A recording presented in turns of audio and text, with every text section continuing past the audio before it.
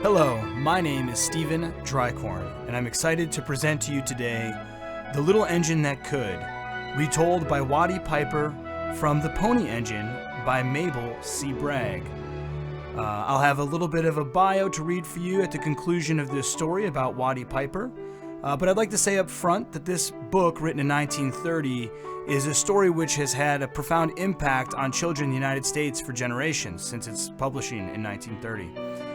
And so with that, I'd like to share this one with you in particular, knowing that it's a story that many American kids grow up hearing and understanding, even though the book itself is now almost 100 years old. Chug, chug, chug, puff, puff, puff, ding dong, ding dong. The little train rumbled over the tracks. She was a happy little train, for she had such a jolly load to carry. Her cars were filled full of good things for boys and girls. There were toy animals, giraffes with long necks, teddy bears with almost no necks at all, and even a baby elephant. Then there were dolls with blue eyes and yellow curls, dolls with brown eyes and brown bobbed heads, and the cutest little toy clown you ever saw.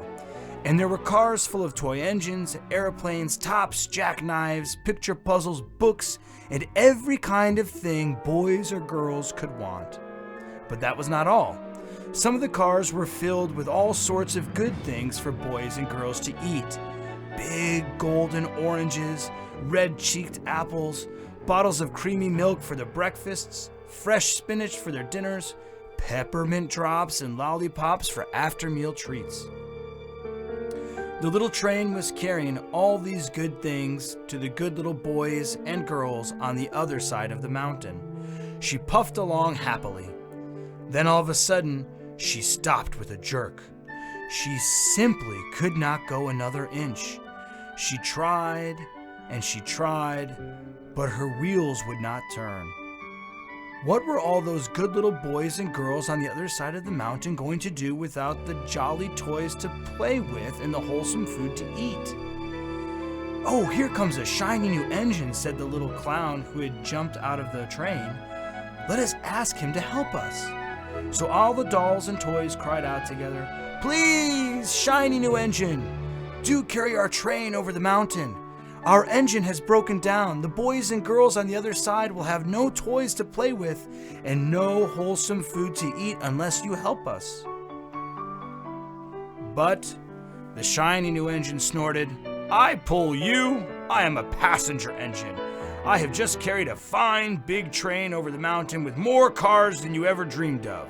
My train had sleeping cars with comfortable berths, a dining car where waiters bring whatever hungry people want to eat, and parlor cars in which people sit in soft armchairs and look out of big plate glass windows. I carry the likes of you? Ha, indeed not." And off he steamed to the roundhouse where engines live when they are not busy. How sad the little train and all the dolls and toys felt. Then the little clown called out, "The passenger engine is not the only one in the world. Here is another one coming, a fine, big, strong one. Let us ask him to help us." The little toy clown waved his flag, and the big, strong engine came to a stop. "Please, oh please, big engine," cried all the dolls and toys together. "Do pull our train over the mountain. And the good little boys and girls on the other side will have no toys to play with and no wholesome food to eat unless you help us." But the big, strong engine bellowed, "I am a freight engine. I have just pulled a big train loaded with costly machines over the mountain. These machines print books and newspapers for grown-ups to read. I am a very important engine indeed. I won't carry the likes of you." And the freight engine puffed off indignantly to the roundhouse. The little train and all the dolls and toys were very sad. "Cheer up," cried the little toy clown. "The freight engine is not the only one in the world. Here comes another. He looks very old and tired, but our train is so little. Perhaps he can help us." So the little toy clown waved his flag, and the dingy, rusty old engine stopped. "Please, kind engine," cried all the dolls and toys together, "do pull our train over the mountain. Our engine has broken down, and the boys and girls on the other side will have no toys to play with and no wholesome food to eat unless you help us." But the rusty old engine sighed. "Oh, I'm so tired. I must rest my weary wheels. I cannot pull even so little a train as yours over the mountain. I cannot. And off he rumbled to the roundhouse, chugging, I cannot. Then indeed the little train was very, very sad, and the dolls and toys were ready to cry. But the little clown called out, "Here is another engine coming, a little blue engine, a very little one, but perhaps he will help us." The very little engine came chugging merrily along. When she saw the toy clown's flag, she stopped quickly. "What's the matter, my friends?" she asked kindly. "Oh, little blue engine," cried the dolls and toys, "will you pull us over the mountain? Our engine has broken down, and the good boys and girls on the other side will have no toys to play with and no wholesome food to eat unless you help us. Please help us, little blue engine." "I'm not very big," said the little blue engine. "They use me only for switching in the yard. I have never been over the mountain." "But we must get over the mountain before the children awake," said all the dolls and toys. The very little engine looked up and saw the tears in the doll's eyes, and she thought of the good little boys and girls on the other side of the mountain who would have no toys and no wholesome food unless she helped. Then she said, I think I can. And she hitched herself to the little train. She tugged and pulled and tugged, and slowly they started off.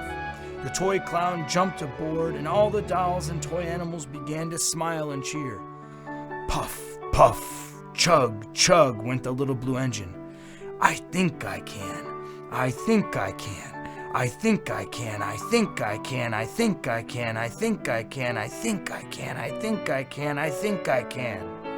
Up, up, up. Faster and faster and faster and faster the little engine climbed, until at last they reached the top of the mountain. Down in the valley lay the city. "Hurrah, hurrah!" cried the little clown and all the dolls and toys.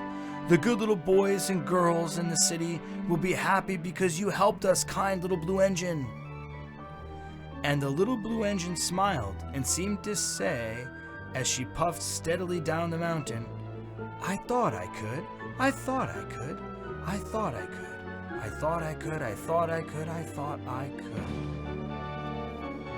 The end. And so the moral of that story is that American kids are often told, think like the little engine. I think I can.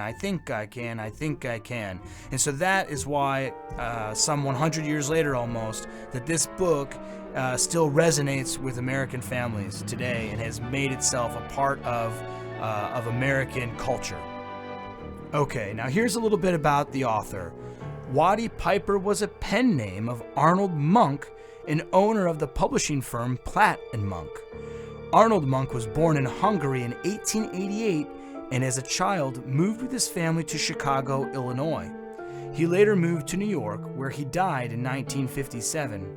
Arnold Monk used the name Watty Piper as both an author of children's books and as the editor of many of the books that Platt & Monk published.